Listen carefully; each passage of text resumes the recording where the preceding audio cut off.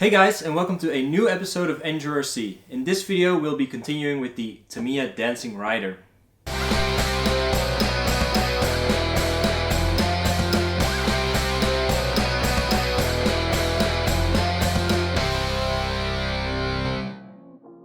Welcome to part 2 of the Tamiya Dancing Rider build here on the NJRC channel. In my previous video we went through what's inside of the box. I told you a little bit about the Tamiya Dancing Rider kit itself, where it comes from, what it's based on. But basically it's a 3-year-old kit. It's based on the Honda Gyro, cool little 3-wheel delivery scooter that you see a lot in Asia. And in this video I'll be doing the build of the chassis. So the body shell, the driver, those are all for a next video. For now it's just the chassis, and let's see how fast I can do it. I'll put a timer on, and I think, might be ambitious, but I think I can do this within an hour. Let's see. A couple of things you need to know. I won't be adding all of the electronics just yet, simply because A, I don't have one, or I don't have it all, and B, there's a couple of things that I might want to replace already before actually driving it, like for example the motor. I don't have the ESC, so that's not going in. I do have a servo. So I have the RC-OMG D308Q, this one right here. It's a brushless digital servo, low profile size, has an aluminium case, at least metal gears. It's absolutely overkill for this trike, but it's what I have. RC-OMG is a good supporter of my channel and all of the racing and drifting that I do. So thank you very much, RC-OMG.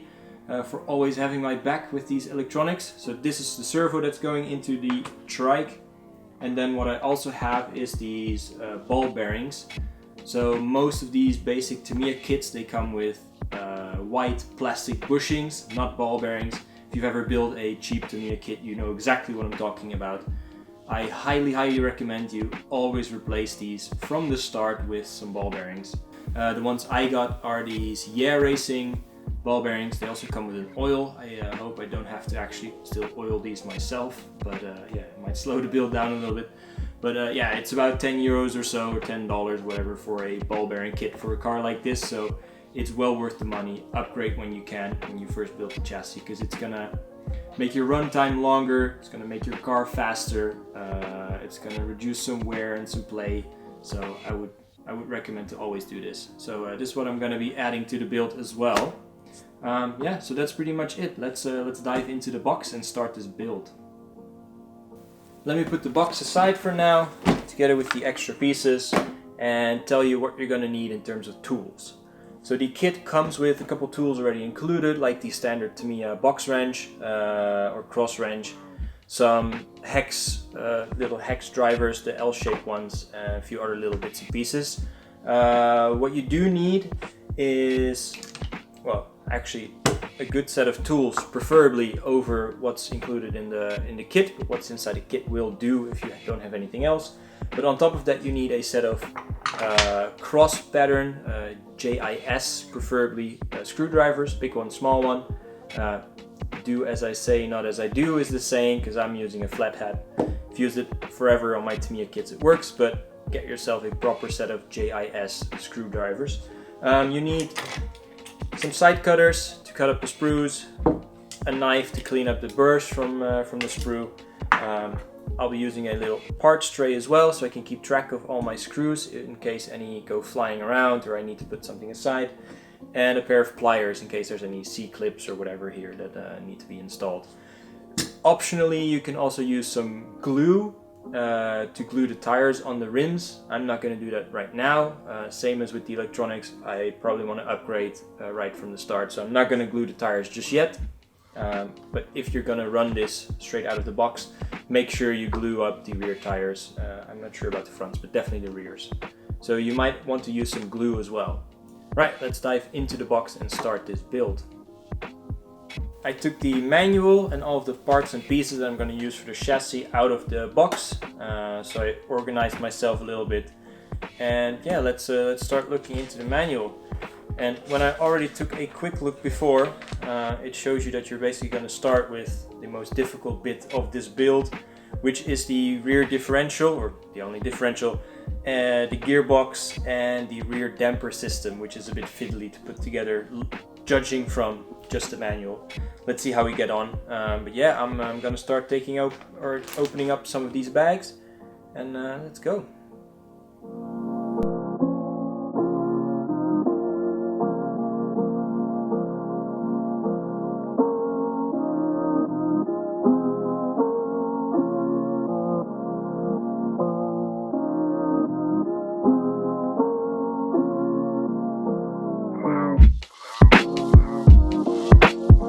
Right, I thought this was a good place to stop and check in with how the build is going. So right now I'm at step 9 of the manual, which means that the entire gearbox assembly is done. So it has the motor inside, the wheel axles are on, the hex hubs are on, all the gears inside, and part of the rear suspension. Some of the springy bits are in here. So a couple things already to mention. As I said before diving into the build, you're starting off with the most difficult part of this build, as far as I've seen, and as far as I think. So I have a couple of tips if you're gonna do another build, or if you're gonna do a build like this one. First of all, whenever you do a Tamiya kit, not necessarily this one, but most of the Tamiya kits, they have a number and letter system that's super well. They have a number and letter system that works really well as long as you know what you're looking for. So first of all, at the beginning or at the left side of the manual, like here for example for the next step, there is a list of all the screws that you're going to need, and above that it says B, parts bag B. This refers to the little baggies with metal parts that come inside. So for example, I have one here that I used in the previous steps. This one is RC parts bag A. They also have different colors. So blue, for example, is B. That's what I'm going to need next. So that is where you get all of your screws, pins, all the metal bits and pieces. And also for all of the plastic parts you're going to need in the manual, usually next to some of the plastic parts. So for example here there is a adapter for the motor you're gonna need. Usually there's like a little line, and in this case it says it's part number A4. What that means is that it's on the plastic part sprue with the letter A, and it is number 4. So all of these plastic part sprues, as you can see, this one I've already emptied a little bit. There's always a letter. So here in the middle there is a letter with an A on it. Circle with an A inside. That means that this is plastic part sprue A, and then with every single piece there is a little number tag to it as well. So the one I needed, for example, was A4. So you can look on the sprue, A4 was down here, this one was number 4, so that is going to be the part that you need. So that is how the letter and number system works for the Tamiya manual. Right, next thing to note, you're going to start out with the differential. So like I said, you're starting out with one of the most difficult bits. So the first thing is the differential. It's a bit of a complex design, has 6 little pinion gears, and then the outdrives themselves have gears on them too. One thing it's really easy to forget, and I have the part here and the gearbox completely in my hand, so I'm gonna have to start over. But one of the parts that's easily forgotten is this little metal pin that goes in between the 2 outdrives of the diff. It's not really mentioned very clearly in all the steps, so be careful. So don't forget the pin in the diff. Next thing to remember is that in step number 4, and I'll see if I can get some close-ups for this, there is a slotted piece that goes into the side of the gearbox, and this sort of sets the rear suspension, and it tells you exactly how you can stiffen it or soften it by tightening this rub screw here. But you have to be very careful with the orientation of the piece that goes in. If you orientate it 90 degrees from what it should be, the rear suspension doesn't work. So in this case, hopefully you can see, I'll put it upside down, you can see that this part actually springs back, right? If you put the part in the wrong orientation, then this is just gonna click, and it's not actually gonna have the spring tension on it. So be careful with that. It's actually part number B10. B10, yes. Right, so the axles are in, everything is in. The pinion that goes onto the motor is push fit. So if you're gonna go for a more high-end motor, chances are very likely that you're going to need a new pinion as well, because the push fit might work on this motor, it might not work on other motors that have a different dimension shaft on them. So this works for now, but I think with high power it's not even going to survive if it would fit. So be wary of that if you're going to buy a new motor for it. Make sure you also have the right pinion. Right, so that is the rear gearbox. Like I said, I'm going to have to pull it apart to put this in a new pin inside, but I'm going to continue with the rest of the steps.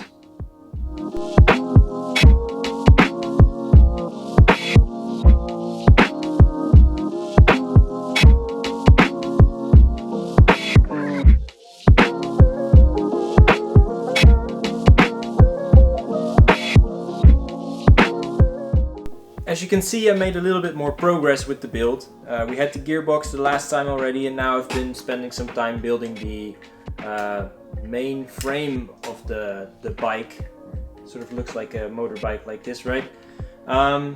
This is actually pretty straightforward. Clearly the gearbox was still the most difficult thing. So one thing to mention when installing these servos, that the servo holder can be installed in two different orientations depending on which kind of servo you're using. For me, the standard orientation without using the spacers actually worked fine. But yeah, double check with what kind of servo you have, how you have to mount this. Not much goes wrong when you actually orientate it the wrong way around the first time. There's only two screws here, one on each side, and you can slide the whole servo assembly out, flip the mount, and put it back in. So it's quite easy if you do it wrong the first time. Second thing I want to say about installing the servo is that when you're installing the servo saver, there's two different adapters included, and you have to use either or depending on the brand of servo you're using, or mainly the amount of teeth on the spline of the servo. So there's two different ones. There's one that has a writing Tamiya and Futaba on it, and there's one that has the writing Sanwa and Ko from Ko Propo on it. The Futaba Tamiya one is a 25 teeth spline, and then the other one for Sanwa and Ko Propo is a 23 teeth spline. So depending on which brand you have, double check what or the amount of teeth that's on the spline of the servo, so you know which one to use. A lot of these standard brands actually use the 25 teeth spline. So the RC OMG servo that I'm using is also 25 spline. So it's the standard Futaba Tamiya adapter that goes on. Other than that, check the screw you're going to use for the servo. So depending on if you have metal gears or plastic gears, maybe some different brands have smaller or bigger screw threads. There's a bunch of different options included, self-tapping ones, machine screws, but make sure you have the right one, because you don't want to end up messing up the servo by using the wrong screw. Right, so that is it for this part of the build. Everything else was super straightforward. I used some ball bearings here on the pivot point for the gearbox. It keeps falling out, so make sure you keep track of the bearings. That's it. Let's continue with the rest of the build.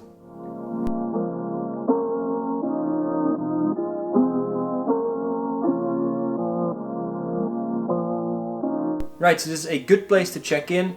As you can see, there is some progress. It's starting to look like a vehicle. I've attached the main frame to the rear gearbox, and also the front fork is on. Everything went very straightforward. Nothing really to mention for this part of the build. Everything went together quite well. But right now I'm basically at step 23, which is wheels and tires. But before I'm gonna do that, let me give you a quick tip about how Tamiya manuals work. If you're ever confused which kind of screw you need to use, because there's quite a few.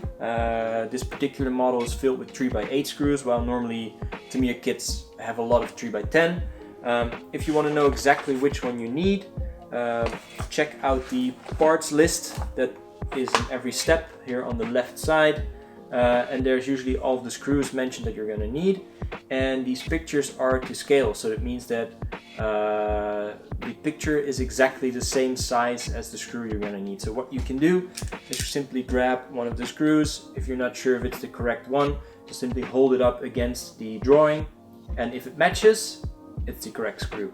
And the same works for some of the washers, the O-rings, some of the suspension pins and stuff. They're usually to scale, so that really helps when you're a bit confused with the build.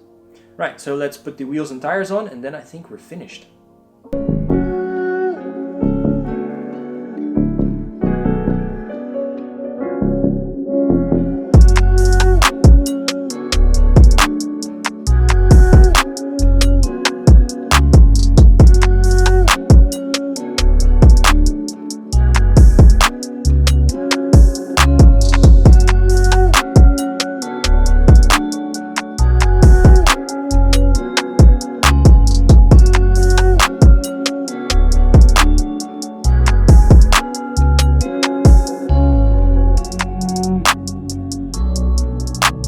It's done!